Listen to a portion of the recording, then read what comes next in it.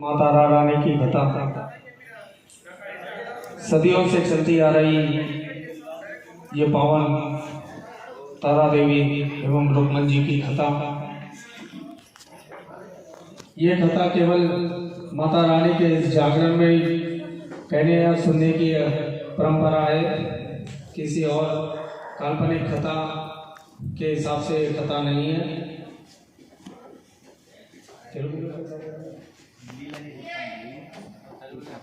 जागरण लालो ये तारा देवी मरियो रुक्मणी देवी कथा चुत्तू मुट्टारो कैसा बोले भाई तेलुगु हिंदी में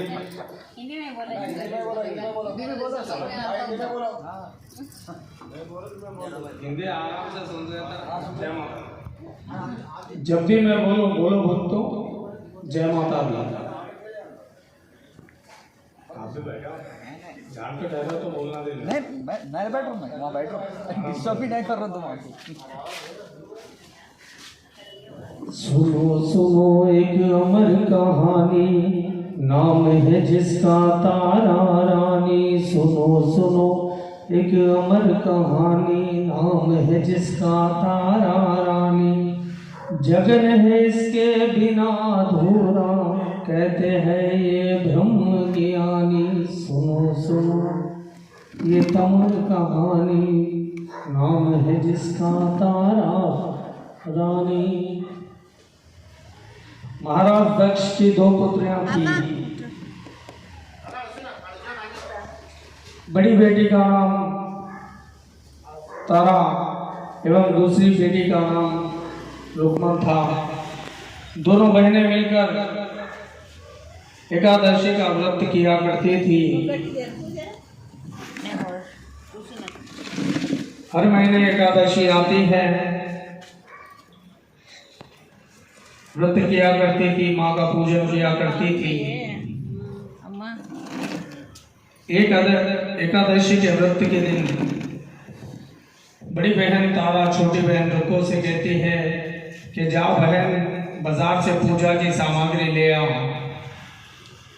बड़ी बहन की बात सुनकर छोटी बहन बाजार को गई। बाजार में जैसे जाती है वहां पर सुनती है महाप्रसाद ले लो, महाप्रसाद ले लो।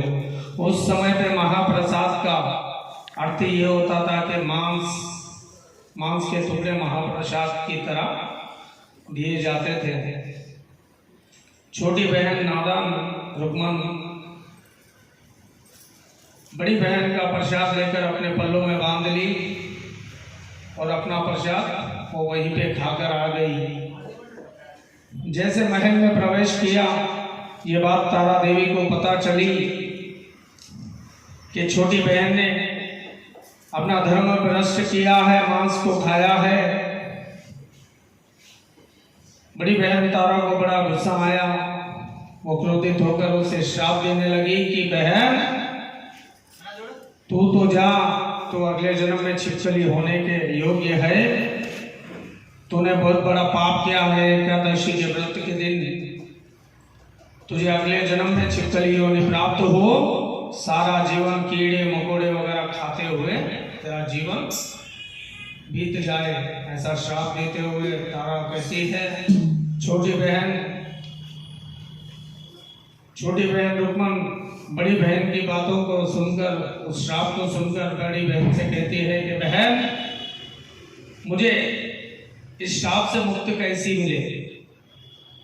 बड़ी बहन कहती है तू अगर तेरे प्राण न्योछावर कर तू तेरे प्राण किसी के लिए न्योछावर कर तू अगर उसके प्राण बचाती है तो इस जीवन से निकलकर तो मनुष्य ने प्राप्त करेगी। बोलो भक्तों जय माता दी। बोलो भक्तों जय माता दी। बोलो भक्तों जय माता दी। दूसरे जन्म में तारा देवी इंद्रलोक की अप्सरा बनी और छोटी बहन रुक्मन छिपकली की योनि में प्रायश्चित का अवसर ढूंढने लगी। द्वापर युग में जब पंच पांडव अश्वमेध यज्ञ किया करते थे, उन्होंने दूध माने सेवक को बेचकर दुर्वासा ऋषि एवं 33 करोड़ देवी देवताओं को निमंत्रण दिया।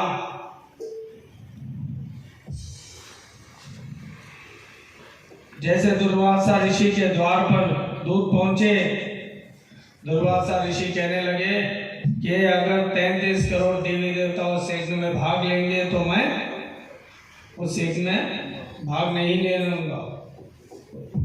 ये बात सुनकर दूत अपने पंच पांडवों की ओर चले गए। ये सारा वृतांत कहा, सुनाया।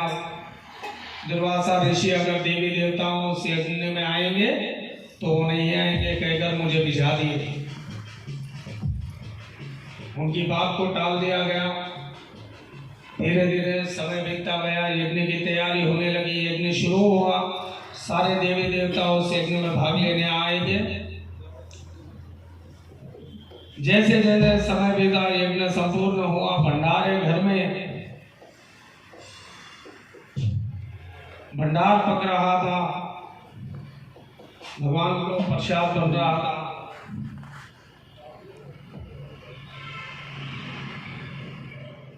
छिपकली जो पिछले जन्म में बड़ी बहन के श्राप के कारण छिपकली बनी, वही दीवार पर ठहरकर समय की प्रतीक्षा करने लगी।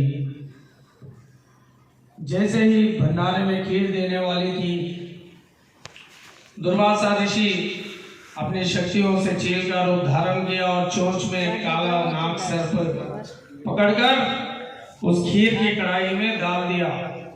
ధైర్యంగా నిద్రపోతుండు ఇట్లా చేస్తుంటాడు అమ్మా ఒవ్వరు నిద్రపోతేనే టెన్షన్ లేదు, నువ్వు మేల్కొను మాట్లాడు। बोलो भक्तों जय माता दी, बोलो भक्तों जय माता दी, बोलो भक्तों जय माता दी। ये सारा दृश्य उस छिपकली देख रही थी, दीवार पर ठहरे हुए समय की प्रतीक्षा करते हुए। जैसे ही भंडारे में एक खीर दी जाने वाली थी, सभी के आंखों के सामने दीवार से कूदकर वो खीर की कढ़ाई में जा गिरी। बोलो भक्तों जय माता दी, बोलो भक्तों जय माता दी, बोलो भक्तों। जय माता दी। सभी के आंखों के सामने उस छिपकली का गिरना अशुभ मानकर लोगों से भला बुरा कहते हुए उस खीर की कढ़ाई को एक बड़ा सा खड्डा खोदकर वो खीर को उसमें डाल दिए, ताकि कोई दूसरा पशु खाकर किसी को हानि ना पहुंचे। जैसे जैसे खीर की कढ़ाई खाली होती है, देखते हैं क्या उसमें मरा हुआ एक काला सर्प था। बड़े बड़े ऋषि मुनि वहां पर उपस्थित उस छिपकली को आशीर्वाद देने लगे, कहने लगे कि इसने अपने प्राण देकर हम सभी के प्राणों की रक्षा की है, इसे अगला जन्म मनुष्य का प्राप्त हो। बोलो भक्तों जय माता दी, बोलो भक्तों जय माता दी, बोलो भक्तों जय माता दी। देखते ही देखते समय बीता, तीसरा जन्म आ गया।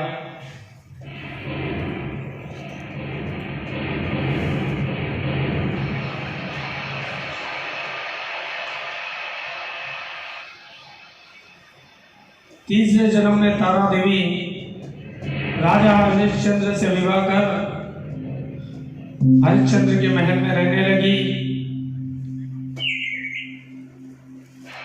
और रुक्मन भंगियों के घर जन्म लेकर उन्हीं के कुल के एक भंगी से शादी कर ली। दुर्भाग्यवश रुक्मन की सास राजा हरिश्चंद्र के घर काम किया करती थी, साफ सफाई का। देखते ही देखते उसकी रुक्मन की सास को बुखार, हालत खराब हुई। बहुत से कहने लगी, रुक्मन तो राजा के घर जा और साफ सफाई आदि का काम देखकर साफ सफाई का काम आदि देखकर आ। सास की बात सुनकर रुक्मन हरिश्चंद्र के महल में जाती हैं, सारा काम करते रहती है। जैसे ही तारा देवी के महल कक्ष की ओर जाती है, तारा देवी देखते ही पहचान लेती है कि ये तो मेरे पिछले जन्म में ये मेरी छोटी बहन थी। बोलो भक्तों, जय माता दी। बोलो भक्तों, जय माता दी। बोलो भक्तों। जय माता दी। रुक्मन को देखते ही तारा देवी कहती है कि बहन आओ मेरे निकट आकर बैठो। रुक्मन कहती है कि रानी आप तो इस राज्य की पटरानी हो, महारानी हो, भला मैं नहीं जानती कि बंगीन मैं आपके समीप कैसे बैठ सकती हूँ।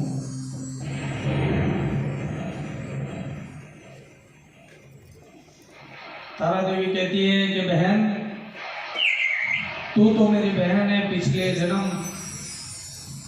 जन्म में तेरे से कुछ कार्य ऐसा हुआ था जिसके कारण तुझे श्राप देना पड़ा,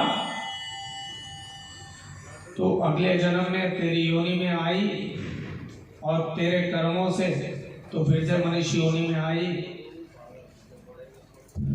वो कहती है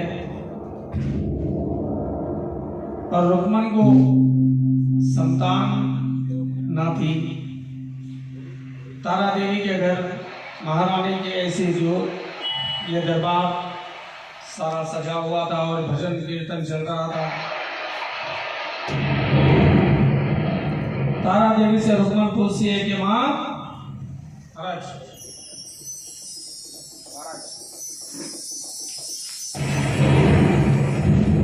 सारी रात भजन चलता रहा। अच्छे से ले अच्छे से ले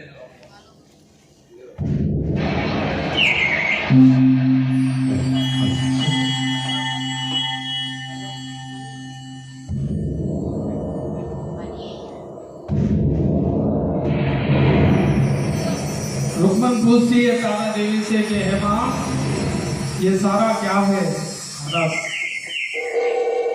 तारा देवी कहती है ये भोग के बाद एक अरदास करनी थी हमको। आज के जागरण की बात बता रहा हूँ। भोग के बाद एक अरदास करनी थी, वो जो ना हमने नहीं किया क्योंकि डायरेक्ट ब्रेक ले लिए थे। अभी आपकी मन की इच्छा जो भी हो, गुप्त अरदास कहते हैं इसे, मुट्ठी बांध कर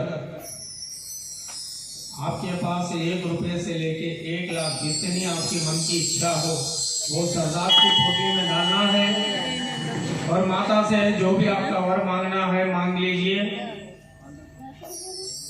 सच्चे मन से मांगनी है।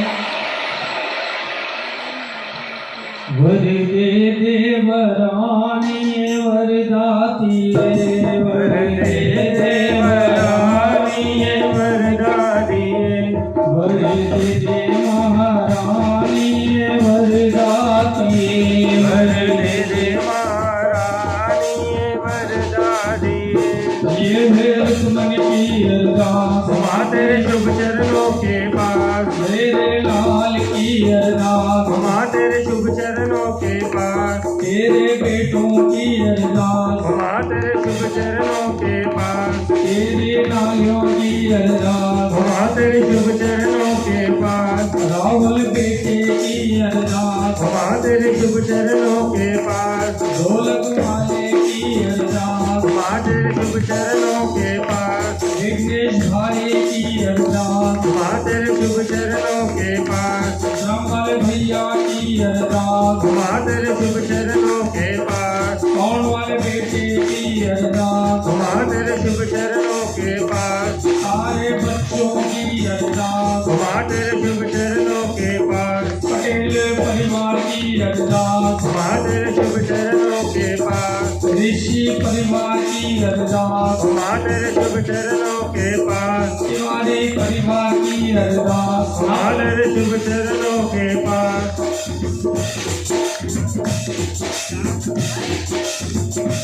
मनीष बेटे की अरदास माँ तेरे शुभ चरणों के पास, सारे भक्तों की अरदास माँ तेरे शुभ चरणों के पास, दीपक बेटे की अरदास माँ तेरे शुभ चरणों के पास, वर दे दे तेरा वालिए वरदाती, वर दे दे तेरा वालिए वरदाती, वर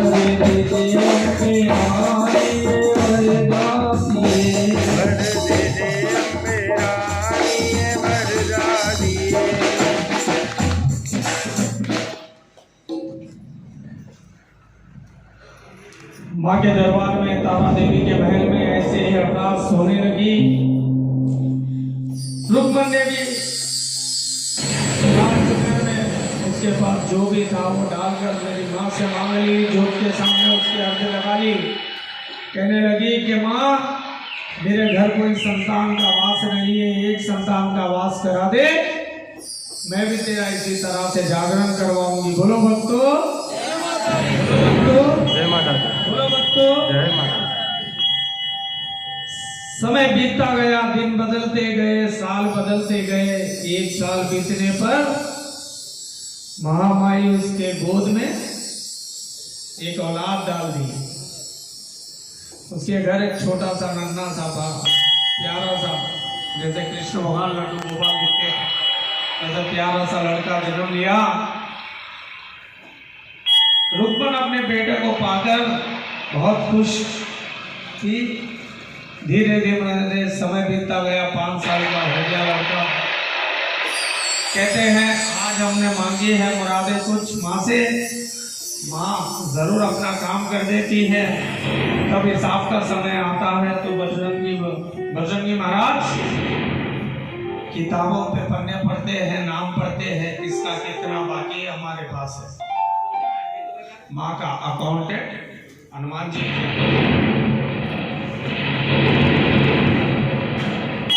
हनुमान जी जब देखे कि रुक्मन ने माँ की अरदास का फल माँ को अदा नहीं किया, जो मांगा था माँ ने तो दे दिया, लेकिन उसने जो करने का वादा किया वो पूरा नहीं किया। उस बच्चे को हम जैसे कहते हैं ना अमोरू, अमोरू ना भाई, चेचक, हाँ चिकन को चेचक निकल आया। बच्चा बुखार से लाल पीला नीला उदा हो गया। बच्चा सोने नहीं लगा, नींद नहीं आ रही, बच्चा बड़ा परेशान कर रहा। उसके पीछे उसके माँ बाप परेशान होने लगे। दौड़े दौड़े तारा देवी के महल गई, कहने लगी बहन मेरे बच्चे को आराम नहीं मिल रहा, मैं क्या करूं बता। तारा देवी अपने ध्यान ध्यान लगाती है कि बोल रुक्मन तूने कुछ काम भूला है, माँ से कोई वादा कर तूने भूला है। रुक्मन को कुछ याद नहीं आता। जैसे तैसे रुक्मन अपना ध्यान 5 साल के पीछे तक ले जाती है तो तब याद आता है कि तेरे इस महल में मैंने माँ से अरदास की थी कि मुझे औलाद दे दे, मैं तेरा जागरण करवाऊंगी। जैसे ही याद आया तारा देवी को कहने लगी कि हाँ माँ, हाँ बहन मुझसे भूल हो गई, अब मैं ये क्या करूं बता। तारा देवी कहती है रुक्मन एक तांबे के लोटे में नीम की 4 पत्तियां डालकर गंगा जल ले जाके शीतला माता को चढ़ा दे और माँ से विनती कर कि माँ मेरे बच्चे को आराम आने पर तेरा जागरण जरूर कराऊंगी। बोलो भक्तों, जय माता दी, बोलो भक्तों, जय माता दी। देखते देखते बच्चे की चेचक निकल गई। बच्चा आराम से अपने आंगन में खेलने लगा। दौड़े दौड़े रुक्मन तारा देवी के पास गई और कहने लगी कि मेरे बच्चे को आराम तेरी माँ ने दे दिया है, अब बोल मैं क्या करूं। शनिवार का समय था, आगे रविवार सोमवार, उससे हटके मंगलवार के दिन तेरे घर जागरण करवा ले। तारा कहती है तेरे घर जागरण करा। उस समय पे नीच जाति के घर में राजा महाराजा के कोई भी वारिस जाया नहीं करते थे। तारा की ये बात सुनकर दौड़े दौड़े उस समय पे मंदिर में जागरण होता था। मंदिर में जो पंडित महाराज रहते वही जागरण किया करते थे। दौड़े दौड़े मंदिर में जाती है, कहती है महाराज से, महाराज मेरे घर माता का जागरण कराना है, जोत जगाना है, दरबार सजाना है, कृपया आप मंगलवार को मेरे घर आकर मेरी माँ का जगराता कर दे। महाराज कहते हैं अरे रुको तो रुक, तो यहाँ पर 5 रुपया दे जा। उस समय पर 5 रुपए 50,000 के मोल में रहता था। अरे रुको, तो यहीं पर 5 रुपया देकर जा, हम तेरे नाम से इस मंदिर में ही जागरण कर देते हैं। तू नीच जाति की भंगीन है, हम तेरे घर पर नहीं आ सकते। रुक्मन पंडित जी से कहती है, पंडित जी, माँ के दरबार में ऊंचा नीचा छोटा बड़ा कुछ नहीं होता, केवल माँ के दरबार में सच्ची श्रद्धा होनी चाहिए, बस माँ उसी के घर आती है। पंडित जी आपस में बात करके कहते हैं कि अगर महारानी तारा देवी तेरे घर आने को तैयार है तो मैं तेरे घर पर आकर माँ का जागरण कर देता हूँ। इस बात को लेकर रुक्मन दौड़ी दौड़ी तारा देवी के घर जाती है। तारा देवी से कहती है कि बहन, पंडित जी कह रहे हैं कि तू अगर मेरे घर आकर जागरण में सम्मिलित होगी तो पंडित जी आकर मेरे घर में जागरता करेंगे। तारा देवी उससे वादा करती है कि जा बहन, मंगलवार के दिन 8:30 बजे मैं तेरे घर आ जाएगी। ये बात सुनकर रुक्मन दौड़े दौड़े मंदिर गई। मंदिर में पंडित जी से कहिए कि तारा देवी मेरे घर जागरण करने आ रही है। ये बात राजा का दूत, राजा का जो दूत रहता है, सेवक, वो सारी बात सुनते रहता है। वो सुनकर राजा हरिश्चंद्र से कह देता है कि तारा देवी नीचों के घर जाकर जागरण करने वाली है।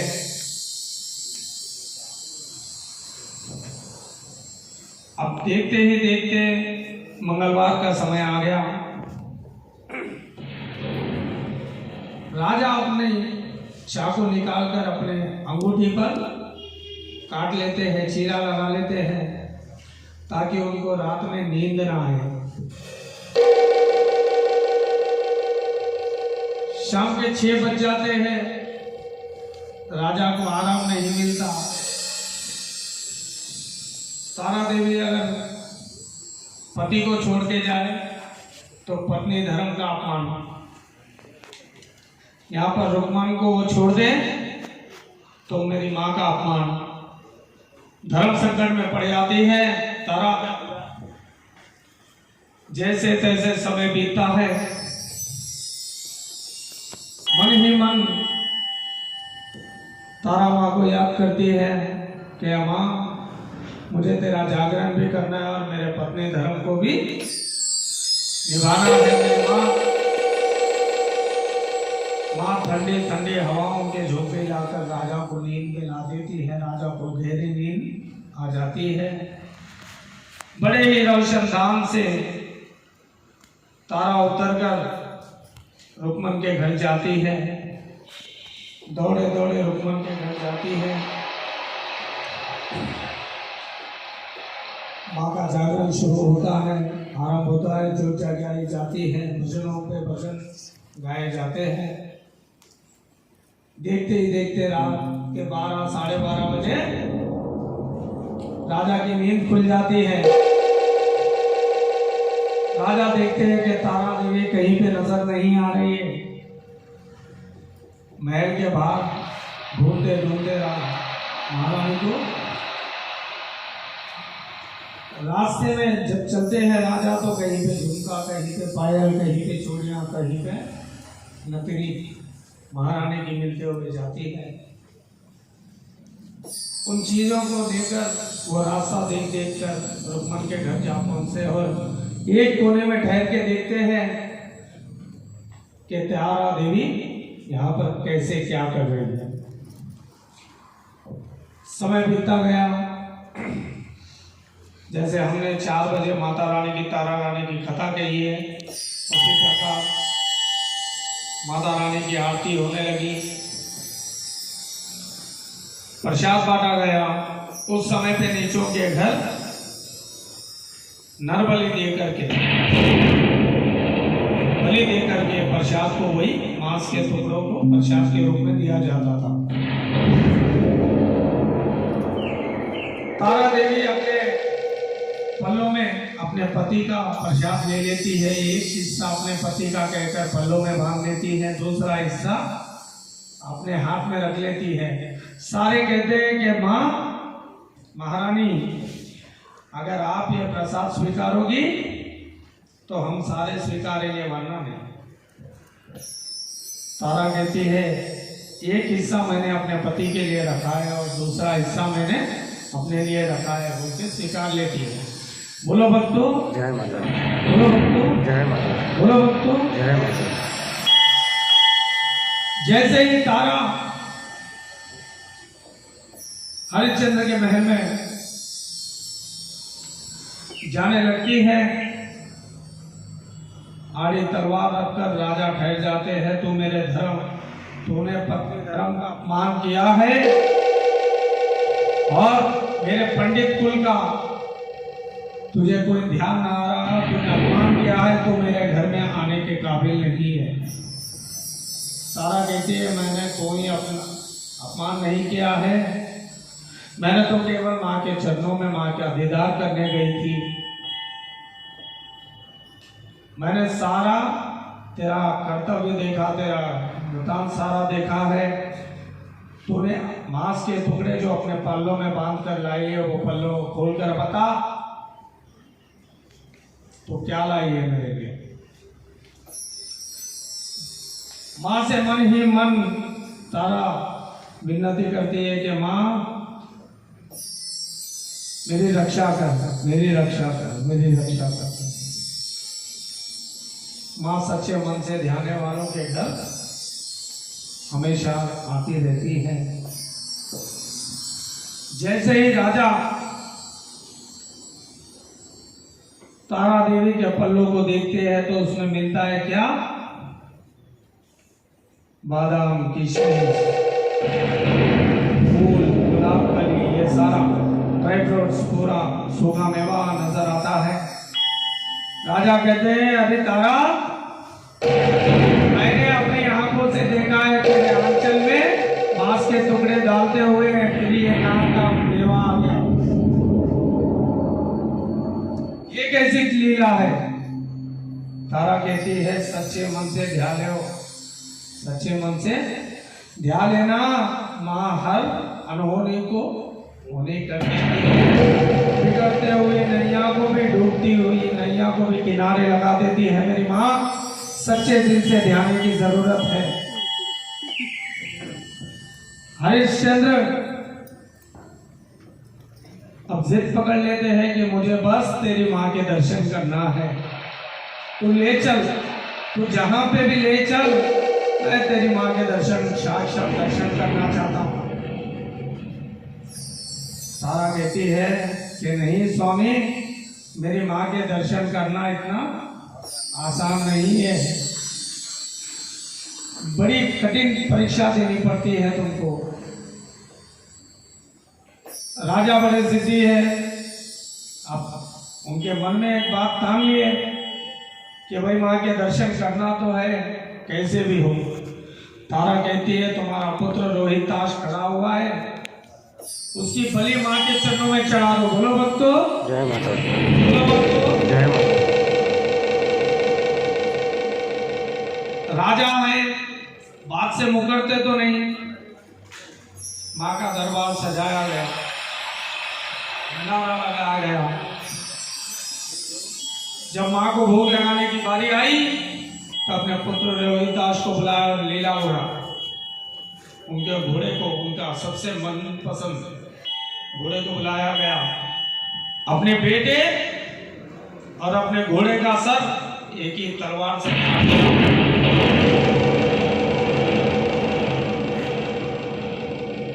फिर मां को छोटे छोटे टुकड़े कर कर उस घोड़े के और उस बच्चे के थाली भरकर मां के चरणों में लाकर भोग को चढ़ा दिया गया। भजन चले, आरती हुई। जब मां को भोग कर जब भंडारे में सारे भक्तों को भंडारा दिया गया, प्रसाद दिया गया, जब राजा के हाथ में प्रसाद आया तो वो प्रसाद लेकर स्वीकारने लगे, खाने लगे, तो अपने बच्चे की छोटी सी उंगली आ गई उनके हाथों में, जैसे निवाला मुंह में रखने गए, छोटी सी उंगली देखकर पिता है दिल नहीं ठहरेगा, रोने लगे, माँ मुझे क्षमा कर, मुझे तेरे दर्शन की कोई आस नहीं, बस मेरा बेटा मुझे लौटा दे, माँ मेरा बेटा लौटा दे, मुझे तेरे दर्शन की कोई आस नहीं माँ, बस मेरी परीक्षा लेने की कोई। रोते हुए नाक घसने लगता है माँ के मुंह जोत के आगे कि माँ मुझे बस मेरा बेटा और मेरा घोड़ा दे दे माँ।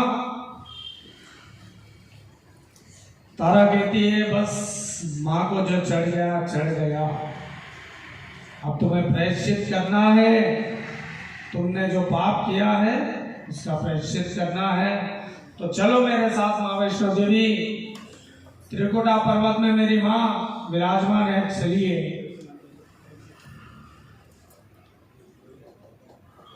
राजा हरिश्चंद्र, तारा देवी माँ वैष्णो देवी को निकल गए, धीरे धीरे धीरे धीरे जय माता दी कहते हुए रोते रोते रोते रोते माँ के दरबार में पहुंचे। माँ से कहने लगे कि माँ मुझसे बहुत बड़ी भूल हो गई माँ, मैंने तेरा अपमान किया, मेरे अहंकार से तेरा अपमान किया है, मेरे बेटे को तेरे चरणों में बलि चढ़ा दिया, लेकिन तेरे दर्शन की मुझे आस थी माँ, वो नहीं चाहिए, बस मुझे मेरा बेटा दे दे। जैसे ही दर्शन कर भैरव घाटी को जाकर राजा हरिश्चंद्र उतरने लगे तो माँ के भवन के आगे उनका बेटा दिखाई दिया, कहने लगा पिताजी मैं यहाँ ठहरा हूँ, आप कहाँ जा रहे हो। जैसे ही बेटे को देखते हैं कि माँ तू बड़ी दयालु है, तू बड़ी कृपालु है माँ, तूने मेरा खोया हुआ बेटा लौटा दिया। नजर पलटाते हैं तो वहां पर उनका घोड़ा घोड़े को बंधा हुआ रहता है। जैसे घोड़े को देखते, अपने बच्चे को देखते हैं तो गले से लगाकर माँ के दर्शन को फिर जाते हैं। तभी हो जाए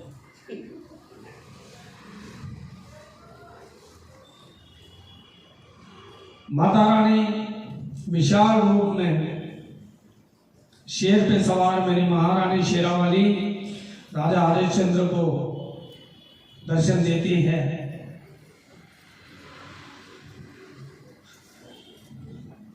राजा हरिश्चंद्र दर्शन करने के पश्चात कहने लगते हैं कि माँ हर भक्त तेरे को अपना शीश या अपनी औलाद बलि नहीं चढ़ा सकता है माँ,